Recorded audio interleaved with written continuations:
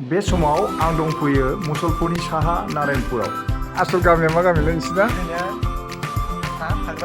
सा खाग्राबारि गामिया नैबे थुलेन्द्र स्वर्गियारी। बिथाङा सासे गोदान मुगानि जौमोन आबादारि, लोगोसे बिथाङा सासे आफोनारि फोरोंगिरि।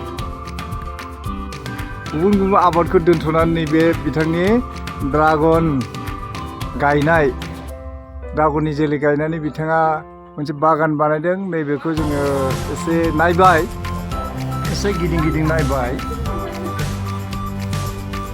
मोनजागोनब्रा मा मोनजा, गोबां बिफां दङ।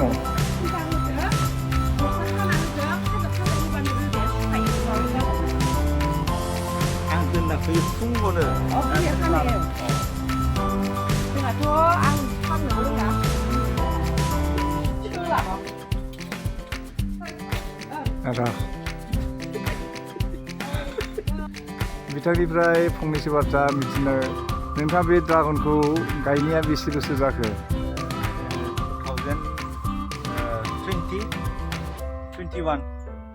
2021 खै बोसोर जाखो? 2021 बा 5 बोसोर,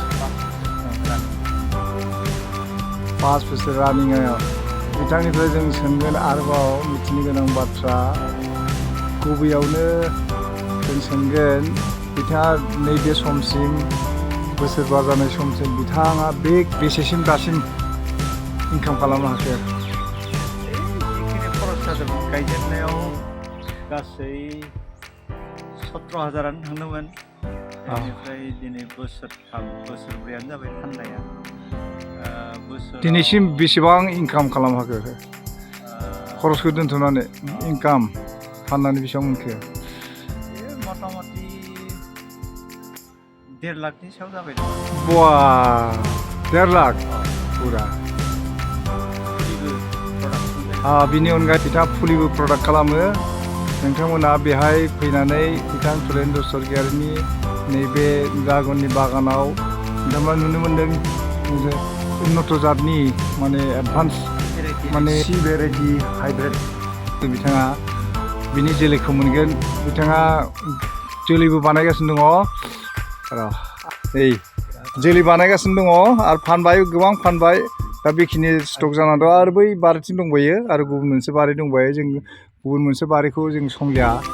दा जों बिथांनिफ्राय जों मिथिनो लुबैयो, एसे मिथिनांगोन बाथ्राया जाबाय बिथाङा जोलैखौ पार माबाया पौधा मोनसे माबायाव बेसेबां करि फानो? जरा हिसाबै जोङो खम लायो। जरा हिसाबै जरा हिसाबै 150। जरा 150 थाखा। 120बो 100बो बेबायदि आरो गोबांसो लायो गुबुनाथ'। दा बिथाङा बयनिबो माने सुबिदा जाथों होननानै बिथाङा खम लायो। जरा 150आवनो बिथाङा हरो। नोंथांमोननो नांगौब्ला नैबे बिथाङा मागोन, नोंथाङा जगाजग खालाम। फन नाम्बारखौ बुंनो हाले? फन नाम्बार, जामबुं नाम्बारा 8133062835। फिन बुंफिनदो। 8133062835। थुलेन्द्र स्वर्गियारी, नारायणपुरनि एकेबारे मेइन सेन्टार सकआवनो, नैबे सारियालि सकनि माने एसे सानजा फैबानो फार्स्ट न'खराव बिथांनि न'आ। गोग्लैसोनानै थानाय हा, जेराव हालदि हाइजेंबो जाया, बेबायदि हायाव गायनांगौ आरोखि। गोग्लैसोनायावसो मोजां आबाद जानाय जायगायाव नांलाया, गोग्लैसोना थानाय हायाव बेबायदि। आरो बोरैहाय मारै गायो बेखौ, मा खालामनांगौ एसे बुंनो हो। पाकानि खुन्था, आरो बिनि सायाव मा बोरै माने माबा खालामो बेखौ गोजौआव? 7 फुट नांगौ। मानसिया गाव जेसेबां गोजौ बाहाय मोनसे रड होनानै बैखौ फानना होनांगौ, नङा होमबा? गिदिंनानै माबानो हानाय।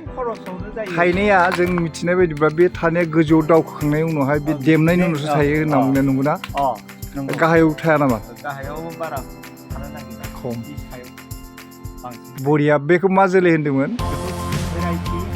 सि भेराइटि हाइब्रिड। आरो गुबुन माने माबा दं नामा? गुबुन भेराइटि दं नामा? जाम्बुरेट। जाम्बुरेट बबे साबसिन? आरो नैबे मोनसे नुनो मोनदों जे बैयाव राननाय बे मा फांगास नांदों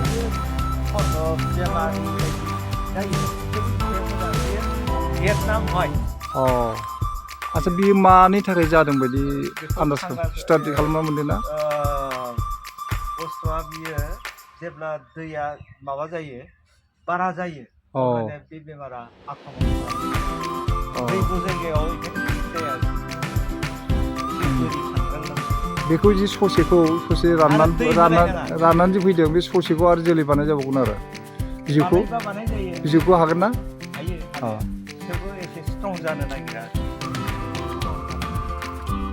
गोबां गैयाब्लाबो सारि सारि गायनाय नुनो मोनदों आरो मोजां स्ट्रं जादों बिफांफोरखौ आं नुनो मोनदों स्ट्रं जादों आच्छा बे माबा स्ट्रं जानायनि थाखाय नोंथाङा खुलायै बुंदो एसे आबादारिफोरनि खाबु जानायनि थाखाय मा हासार अर्गेनिक हासार एबा केमिकेल हासार मा होयो केमिकेलखौ बिदि बाहायजाया जानाय बुस्थु नालाय आं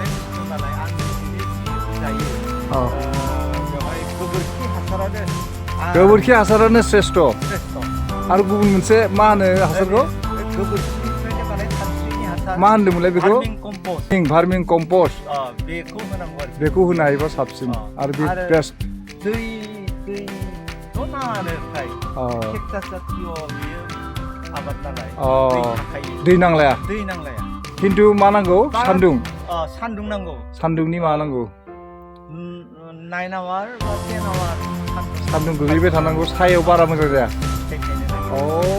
that's reason ओके बरिया मिथिबाय दिनैहाय दाथ' जेरैबायदि ग्रथ लादों एबार फिथाइ बहुद बारा आङो गुबुन बागानफोर नायनायनि अनगायैबो बेयाव आङो माबाखौ जोलैखौ एबा बिनि जि प्रडाक्सन खालामनायनि जि सिस्टेमफोरखौ मोजां मोनदों आरो बेहाय जोबोर माने उन्नत रोखोमै गायनाय जादों मोजां जादों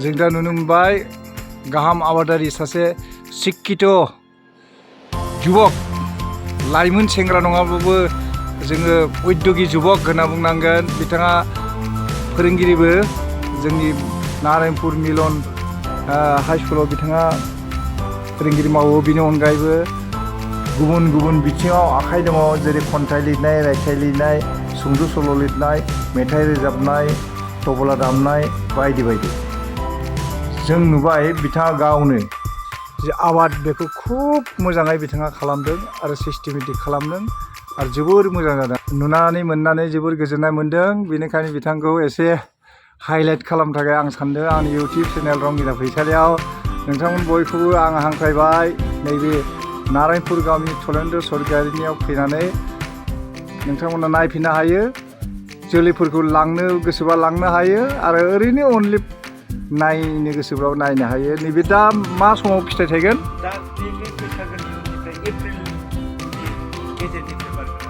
एप्रिलनि गेजेरनिफ्राय बारनो हमगोन बिनि उनावनो फिथाइ मोनगोन नोंथांमोना नुनो मोनदों गुबुन जायगायाव बेबायदि ड्रागननि आबाद नाथाय जों नैबे जायगायावनो जों लोगो मोनफैबाय थुलेन्द्र स्वर्गियारिनि बे ड्रागन बागानाव फैनानै जोबोद मोजां मोनबाय एप्रिलनिफ्राय मथामथि एप्रिल मे जुन जुलाइ आगष्ट सेप्तेम्बर अक्ट'बर बे मान्था फिथाइजों बुंफबजोबगोन बारबाय फिथाइ थायबाय मोनबाय आरो बिबार फिथाइबाय आरो मोनसे सिम्पोल कुइसन सोंबावनो आद्रा दंमोन जे मोनसे पस्टआव गोबांथा बिफां दङ नङा होमबा मोनब्रै मोनबा बिफां दङ फांब्रै बिफां फांब्रै गायो बेहाय जों बोसोरसेयाव मोनसे पस्टनिफ्राय बेसेसो मोननो हागौ दा बोसोरबानि उननिफ्राय 7 प्लास जागोन आरोखि जेसेबां दे बोसोरसेनिखौल' बुंदो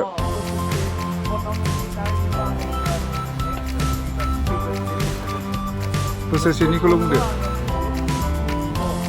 15 किल' टटेल बेसेबां फैसा जाहैगोन जोंनि बेयाव फाननायनि रेटआव बेसेबां फैसा जाहैगोन 3000 फांसे बिफाङावनो नै मोनसे सिजनावनो 3000नि एबभ मोनगोन